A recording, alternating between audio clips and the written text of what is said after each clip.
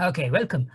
We are in Jumpstart Pack Workshop 3, the effective sales closure. We covered sales prospecting and the sales presentation in the first two series. And now we are moving into sales closure, and we'll also be looking into what we call some of the objections that we might face in the overall sales cycle. So, as you know, this is the third part of the thing, and this is a double. So sales objections and deal closure, they both used to be separate sessions, but I brought together considering the timing. So if you haven't registered for any of the thing, please do register. Either way, it's all free and you can have access to all the resources that comes with it. So sales process, we touched it, prospecting to presentation, and today we are somewhere between objections and closing. I thought we'll start with closing and then we'll go to objections. So because sometimes things might not flow in the same way as we expect. You might expect, okay, I'm going to close the deal now, and you might face some objections. Sometimes you might face some objections and then you will end up closing. But either way, the order keep on changing. I thought I will do it the other way around. So a closure, what's a closure? A closure is a way that you believe that you are very close to it in a deal, but you need to ensure that the client is also on the same boat. So if you are qualifying your client by closing the sales process. So if you ask traditional salespeople, they will say, you know what, this is where actual sales cycle begin, because this is where your sale becomes real. So closure is going to be the first stage of your actual closing cycle, because that's some people's school of thought. But either way, closure is critical in the whole cycle, and your closure might happen anywhere in the cycle. It might not happen in the end. Sometimes people will decide, I want to work with you, and then your contracts and your nitty-gritty solutions, etc., will just become a customary thing. Sometimes you have to go through everything to ensure that your closure happens. We are very familiar in the tendering bidding environment, where we go through a process and then the sales closure actually happens at the very end. In some private sector B2B scenario, it could very well go the other way. So there are 6 different stages, or we'll say 5 different stages. I haven't read it properly. The first one is the need. There's a customer need. Second one is the solution. Then you justify the cost. Then depending on the urgency and the authority to buy, your sale will happen. We already touched elements of that in the sales presentation as well. So as I mentioned, the need. The prospect must have a requirement. And secondly, the solution that you're offering should match with the requirement of the customer. Thirdly, whatever you're positioning should also match with your budget, because it needs to be value for money. And then sometimes this is important because your contract comes for renewal, so they need to renew a contract within a particular time. There's an urgency, or they need to buy your product or service because the pain is too high. There is an urgency, which means they have to have a supplier on board pretty quickly. And the authority to buy, you are engaging with the right decision maker. We touched that in the sales prospecting. Sometimes we won't be reaching the decision maker straight away. We'll be having set process, your influencer, they take it up to the buyer. Sometimes we'll be lucky that the buyer makes a decision themselves. So either way, these are some of the preliminary prerequisites to close a deal. So how can you understand how close are you in closing a sale? These are some of the buying signals. Some are verbal, some are not verbal. Again, brilliant salespeople tend to be very good observers and listeners of people.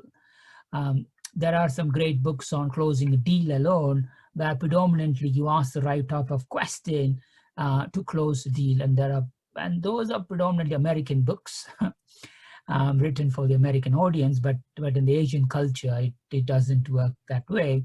But most of the books that's been written are around that language or the body language part of it. Let's touch some of the elements. So non-verbal cues will be the moment they started to get interest, they will start to see more and more of what you're doing, which is the greater eye contact. They start to be slightly relaxed. They uncross the leg and they start to come forward. Then they nod or agree and they start to show enthusiasm. Most importantly, if somebody in a meeting, in a client, if they start to take notes, that's the first important sign that they're doing. Then calculations and other things are slightly different. It comes to the later part. But in very simple terms, if somebody initially it's just about rapport. Once the rapport is being built, Then it's about the relationship. When the relationship comes closer, that's where people start to say things beyond the project. They will start to be in a relaxed environment, but you will know those signals straight away that they want to work with the right sort of individual and trusted person, you and him or her, him, between you two or between your team, whether that non-verbal cues comes up. Next time when you're in a meeting, just have a look.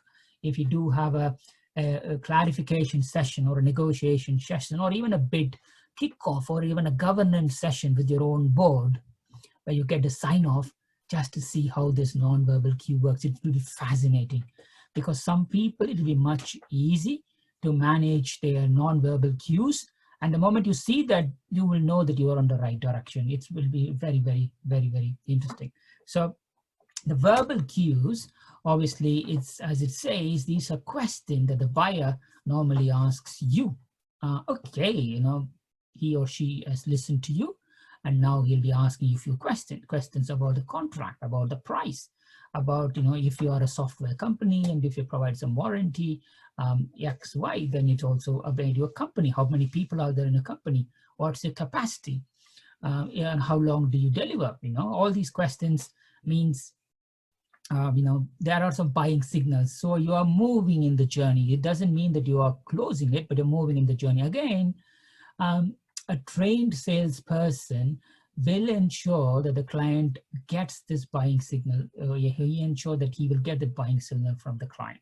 So in your company, again, watch your bid director. If you are leading a bid, see whether you could do that to your sponsors. But if you are a bid manager, when you have a sales director or bid director, just see internally at least how your bid director sells the bid.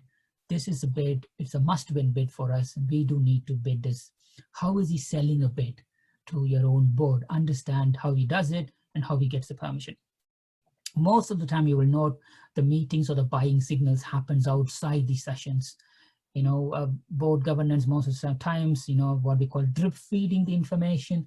So even before a much bigger meeting, you just drip feed information so that there is no surprise in the overall meeting, so that you get the proper verbal cue.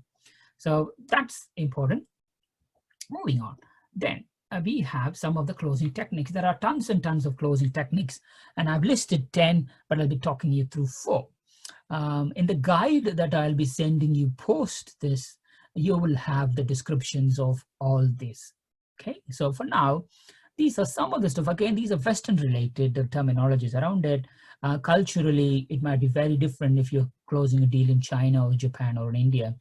But it is what it is, and these are some of the principles that's been well used in the industry. Columbo Close, again, it's from a detective, from the TV character. He always asks before he goes out on the very end, just one more thing. And it became very famous and salespeople jumped on it, because when you talk a long time, like last week we had a question from Supriya, and how long do we need to take it? This is, you have to keep at least 10 minutes after the Q&A.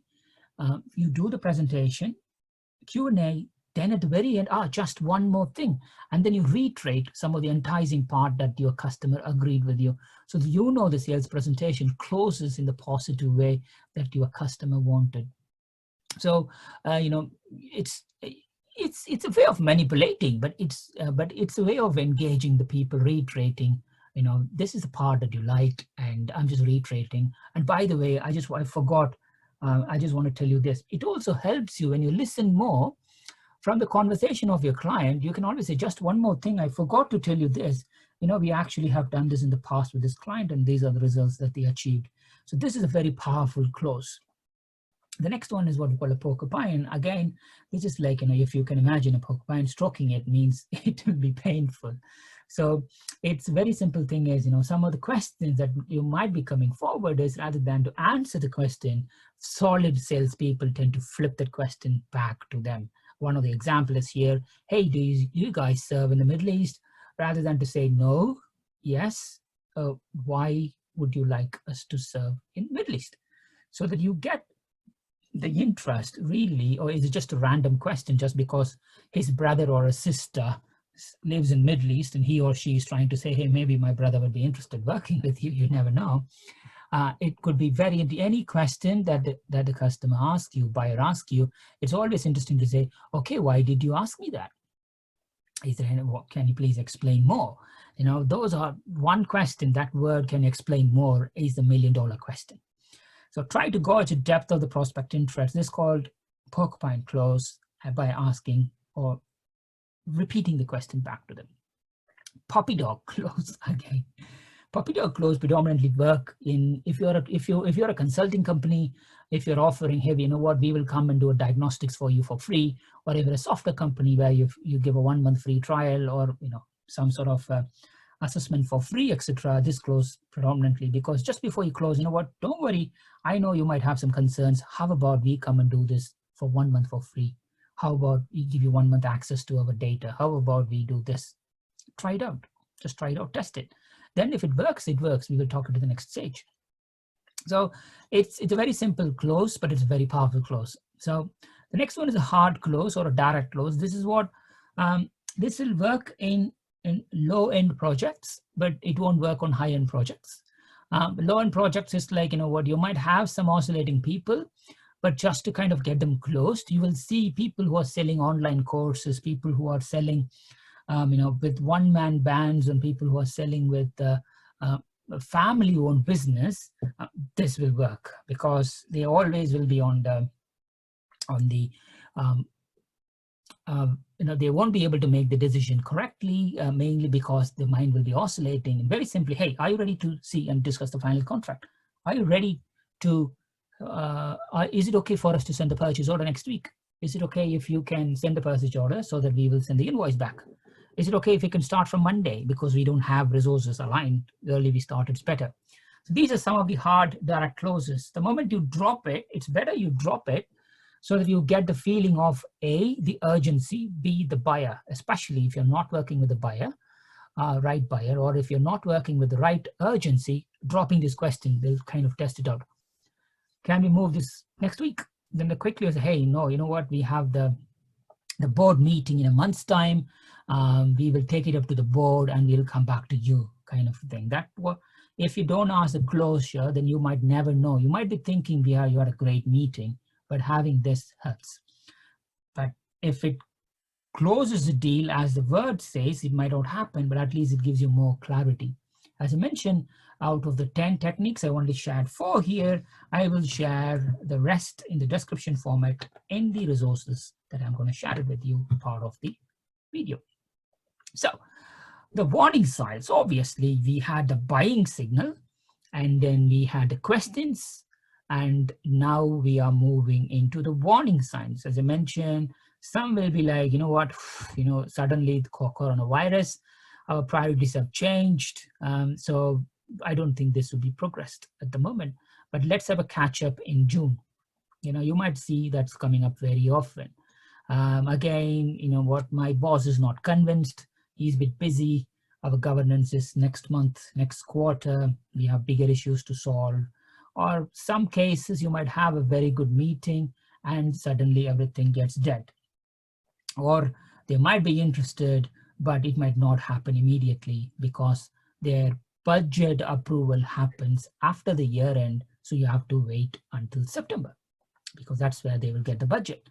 So understand what are the generic warning signs that your salesperson gets. And a very simple question from me normally is, I normally ask people, what's the year end? When is your budget due? What happens is generally just before the budget or just before the quarterly report that they'll publish to the market or something, if you're a corporate client, they would normally not make some big decisions or even small decisions. They want to hold the payment or they will hold the project completely. Unless you want to take a risk and work with them and get paid like 30 days, not 30 days, 90 days or 1 quarter later, understanding the very basic questions about what's the year end, how things are happening, when is your board meetings, having the decisions of boards, how is your overall governance work.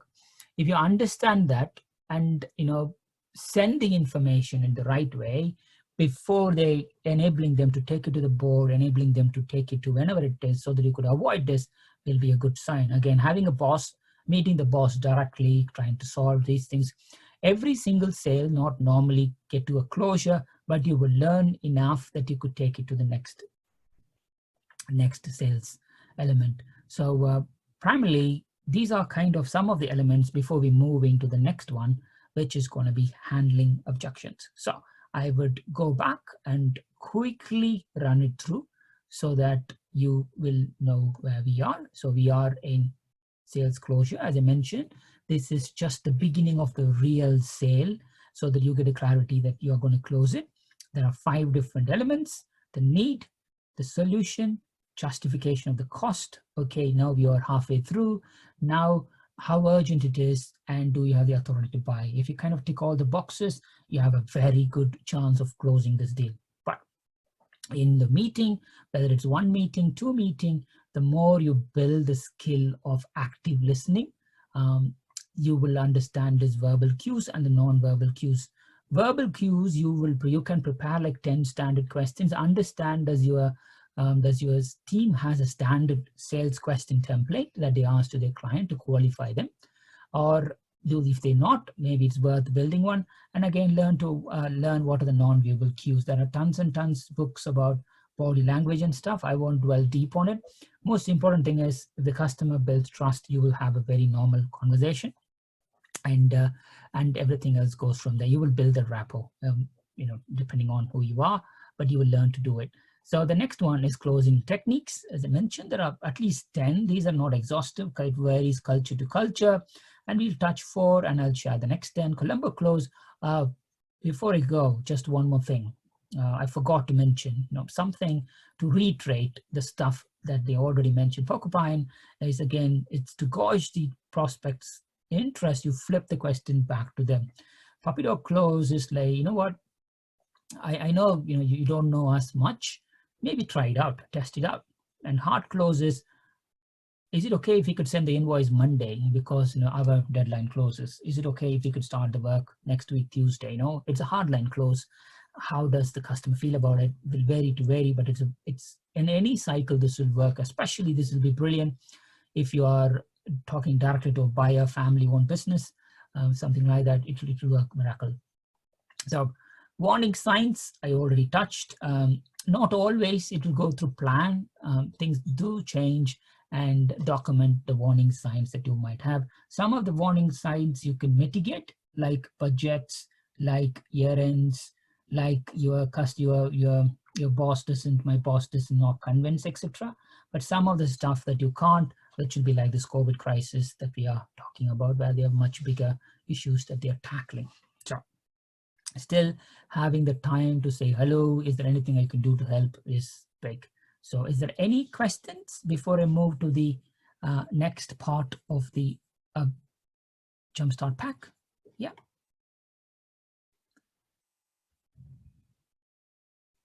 Anybody? No? Any questions? Okay. Right, let me continue. I hope you can still see the screen. Yeah, it says see the screen, but let me continue. If I do receive anything, I'll let you know. Now, okay, we already touched some of the warning signs, which are the objections. You could consider them as objections, but these are barriers, little barriers that we need to tackle in the sales cycle. That's what makes it interesting. Because for me, I was getting like 100% conversions until last year. So every single proposal that I put forward, we used to convert because our qualification was pretty rigid, because we only work with people whom we know, which means we don't need to worry about this warning signal. We don't need to worry about verbal cues, non-verbal cues, etc. So people always take us to where they want. So when one person goes to another company, was taking us, and once we supported company, when the person moved to another company, we were working. So gradually we were supporting like 7 out of top 10 UK companies. So, and it all happened because we know exactly what's our sweet spot. But when we started to move away from this and started to work with clients whom we don't know, that's where we should be where I need to go and do the basics, which I call basics, but it was a steep learning curve. So everything came along, and but now our proposal cycle is more or less 80%. So we do close 80% of what we start. But getting the first time rejection was, I didn't understand. Why is he not buying? Because it takes time. And this is the first time you're talking, whereas others are relationships. So your qualification criteria more or less will be around relationships. So that's a key thing. So objections, let's move on. As I mentioned, these are the client is having some concern about either product or service, or you as a person itself. Many times they reject a project, not just because they don't like the company, not just because they like the product or the service, because they don't like the person who's coming and presenting, or the person who's actually leading the project, because he or she has his own way of working on things. So again, you might know this, or you might face this. So why is this important? As we already talked, you are spending a lot of time and money to work through your client base, and you picked up a client and you are all the way here on a presentation, here on a tender. And when there is some objections, it's important to go as far as you can to support them on answering those objections, helping them through the journey, because you've come so far. But there will always be a point where you just say, I had enough and I don't think this will work, but let's work it through. So as I mentioned, you won't just face one objection, you will face as many objections. Let's go through some of the objections that some well-known buyers use. If they have read the same books that you have done, they are going to follow some of the principles here. Number one is brush off. Brush off, very simple, is especially, it depends on what part of the cycle brush off happens. Normally brush offs happen very early on in a conversation. Hey, you are calling to somebody, sending them an email, or calling somebody to fix an appointment. They'll say, you know what, I don't think I can give you the time. If you have anything ready, send it to me, I'll read it through. So it could be not interested, but because they don't know you. So brush offs are a different way. Objections, that's why you just need to say, hey, I know I can send it to you, but why can't I schedule a 15-minute call with you so that I will explain what I'm sending it to you? One way of working it through. Just send me some information. I'll just say, I can send you the information, but we don't normally do that. It would be nice if we could schedule a meeting so that I could come and talk it through. Either way, flip it around. Competition, it happens all the time. By the way, just to let you know, we are already working with one of your competitor. You might work, you might not work, especially when you're working with an unknown client. They do drop that. What that means, okay, that's glad that you're working with them. Yes, in the past, we do know somebody else worked with us, worked with the same competitor, and we managed to successfully take the contract away from them. And today they are a very happy customer.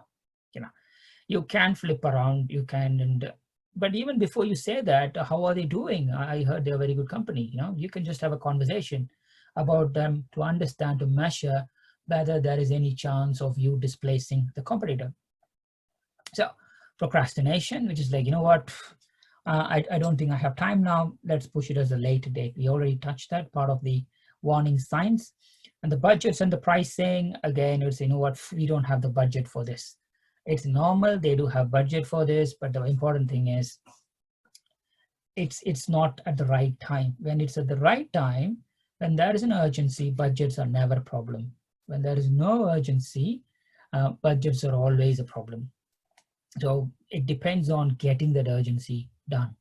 So, and you will work it through depending on where you are on the sales cycle. But normally this is the biggest pushback. We don't have the budget for that. How can you tackle it? So then they will ask you to give this happens all the time, as we call it scope creep. So they will initially tell you, you know what, these are the 4 things that we want. You agree of price, and then you agree a proposal, then you put forward, then they change the whole ball game. We built a financial model for a massive construction company. It was approved, but 3 months later, the operations team got together. They wanted to change it. Then the finance director wanted to change it. Then their so-called business analytics director wanted to change it. And we were just sitting and tinkering the model for a whole year for the same price that we built them for a scope that was agreed 1 year later. And then we need to walk away from the whole thing. So if they're smart enough, they are very early on, you could get all the scope done, or in between, if the scope changes, you at least charge them more, but sometime you might not be on the same thing. So either way, now sales objections, we are not even on any closure stage. We haven't even got the sale yet. We are still on the previous sale, but they will keep on asking you, can you do this? Can you do that? Does your product do this? Does your product do Y? It will kind of give you a feel for why he or she wants to know about it, but it's better sometimes you do need to pick up the right sort of battle. So when a customer doesn't say no directly but avoids you, sorry, I had to cancel, get back to you when I have some time. This happened to me yesterday. When a customer who booked a meeting for 90 minutes to just have a complete deep dive on his growth plan suddenly canceled that, came out with this reason around it. Then when we looked into that, obviously we realized he's going through massive restructure plan himself at the moment. Growth is good, which is what is one part of the brain wants him to do, but the other part is on the survival mode. So again, getting that means it could be avoidance, but it could be a genuine reason as well. So either way, gatekeeper, again, he or she might not be the decision maker. So let me go through different objections again. The brush off, it happens on very early stage. Competitors, they'll just test it out. How much do we know your competition? Budget or price? You know what, I would love to get you service, but I don't think this fits into a budget. Procrastination, can we talk about this next month, next quarter? Excessive details, they'll keep on asking you, can you do this, can you do that? And avoidance is like, there's no response. And the gatekeeper, you're not even talking to the right person. So your gatekeeper is not allowing you actually to take it to the next person. So again, there are many tips, tricks, and techniques that you could do. There is a big book, as you can realize, there's a book on sales negotiation, which we could touch next Thursday. We'll be touching that. But a very basic level, there are a few more. Again, when I add a guide, you will get much more of the tips and techniques. I've just picked up few because I wasn't sure how long it's going to take me to do this talk. So when we look here, the preparation, you know clearly, you have to prepare before the customer asks the objections. Gradually, you will learn the objections that you are receiving from a customer. I do have at least 18 objections that I normally receive from a customer. And over the years, I just build a response for those 18. That's specific to my consulting model. So now I understand how to tackle those objections. Again, in your case, do you also have the basic standard objections that you normally go for? Some of the objections are very basic that you could find a book and you could get the response from the book and you can answer it. Some of the stuff will be based on your own cycle. So prepare. This is personality comes up, listen actively, thank. What it means is when somebody comes with an objection saying, sorry, we don't have a budget, as proper salesperson will say, oh, thank you so much for sharing that. That's really useful for us.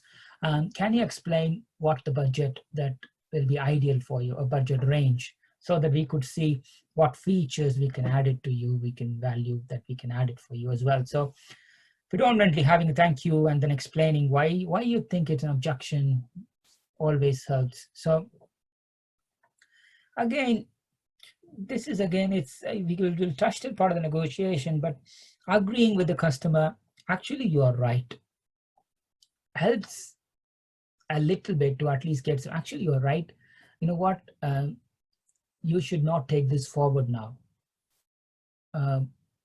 Can you explain why do you think 3 months down the line it will work?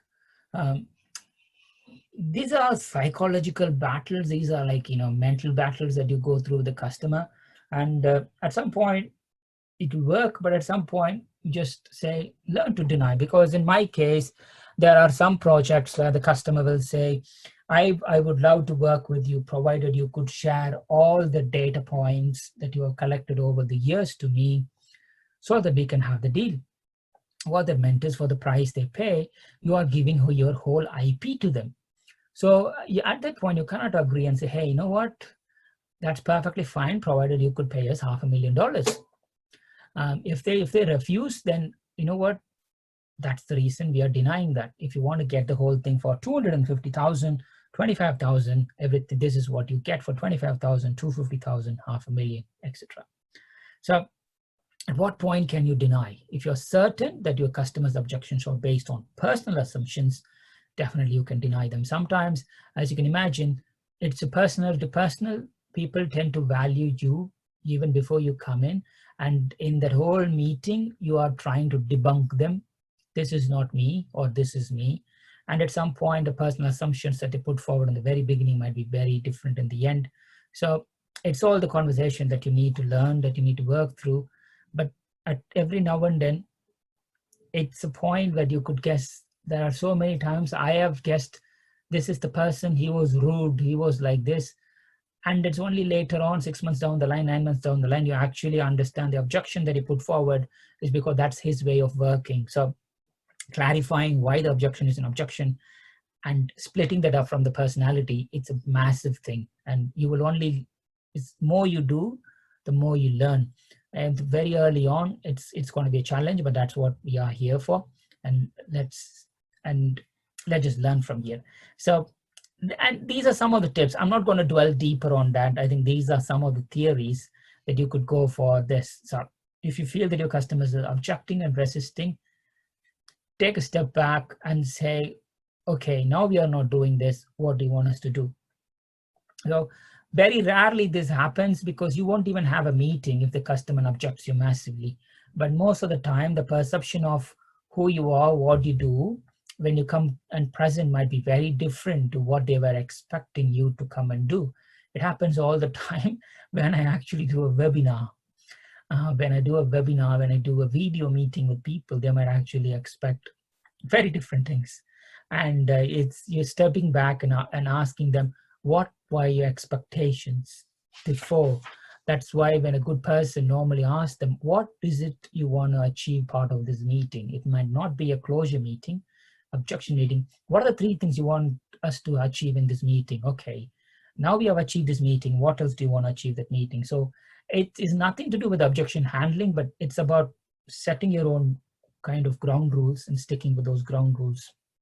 So most of the time they won't object straight away, but they might use it very different way. Especially this happens a lot in Asia. So they don't want to object because of the cultural thing. They don't want to object directly, but they will find, you know what, I'm not sure about this. I don't want about this. It'll be very open and say, you know what, what's stopping you from taking this deal forward? Boom, gone. So it's a cultural thing. It happens again. The same thing happens in UK as well, but in US, Germany, and other places, it's very straightforward. If you want to work with you, work with you. If you don't want to work with you, they don't want to work with you. Full stop. The hidden objections is something that is a cultural thing. The more you do multicultural projects, you will know, especially in local projects in India, you might know even better. But again, it's a personality thing again. At some point, you just need to say, you know what, I don't think it's profitable for you to work time and efforts on dealing with the sales objection of the single customer, because customer who creates a lot of noise very early on will always be the customer who will get the same amount of noise even after you close the deal, when you serve the contract. So you will realize, you know what, I don't want to work with this type of people. Sometimes it's important to even know the type of people who you want to work with. And if that person becomes the sponsor, I want a person to be having X, Y, Z type of characters. And the X, Y, Z type of characters normally is you. You will normally see, I want to work with a person like me. So, and having that kind of, not just the company, having that kind of type of customer who you want to work with, yeah, especially on the sponsor level, might even work wonders for you. But again, these are kind of 1,000 things that you could do. We don't want to dwell deeper. And some of the things that we mentioned here is already here. When an objection comes up, the first thing is, don't respond the answer straight away. Always question, why do you think it is? Let them explain, let them explain, let them explain, so that you clearly know, is this a real objection or is this an assumption? Never answer straight away. That's the one thing. If you're not getting anything out of this presentation, don't answer to an objection immediately. Always ask the question, tell me more. Never argue. You know, obviously I don't think you guys will attack a person, or you will be avoiding the issue, or you won't be contradicting the prospect. You know, as I mentioned, stop, give them a time to explain. I agree with you. Please can you say a little bit more? So I don't think anyone will insult the person as well. Shifting, avoiding is something that people do, especially at the very end of the closure. when people are negotiating the clauses and stuff, I didn't negotiate this clause. It was done by somebody. You shift the responsibility to somebody else. But this is human behavior. But in this stage, only thing is, tell me more. Why do you think it is? Okay, if we cover that objection, would you be willing to proceed in this particular thing? So again, don't spend too long on an objection. That's the main thing. And don't guess an answer. I overthink all the time. When the customer says an objective, in my mind, I create my own story. But very simply, he or she might be right. In very simple terms, he or she might be telling you in a very simple way. But we normally overcook, we normally overthink. So whole objection, only thing is, don't respond immediately, ask for more information. So once you know what they are doing, the rule of thumb is if the project says an objection twice, it's real. No means no. Make sure you ask them why they decided not to buy from you. At the very end, if they say, you know what, you would call it as a lessons learned review or something, but a very simple, even if they're not buying from you, ask them what has stopped from taking this forward. Most of the time they will say, I don't think you are a right fit for us, but I know somebody who will be interesting for us because in our other team, they are doing something similar. Maybe they will point you towards them. The important thing is you just need to document your journey in the overall thing, sales closing and sales objections, and next one, sales follow-up and the sales negotiation. It's all very practical. There's no theory. You can take the guide. You can actually write those questions and talk to the customer, but the moment you lose the eye contact with the customer, you straight away lose the credibility. So it just builds up. Learn from every situation and adjust your methods of handling sales objections. And from there, we'll move into future sales. So it's a journey. Again, the more business development is merging as we speak, which includes sales, bids, and proposals. Whatever you write in a tender, bringing all these concepts might be good, but having real time explaining your solution to a customer, it's a skill in itself. And I would love to have so many of you to go through the process because A, seniority level, that's the best thing to achieve. B, monetization level, it's also the best thing to do. So I'll leave you there with that, and we close sales objections and deal closure.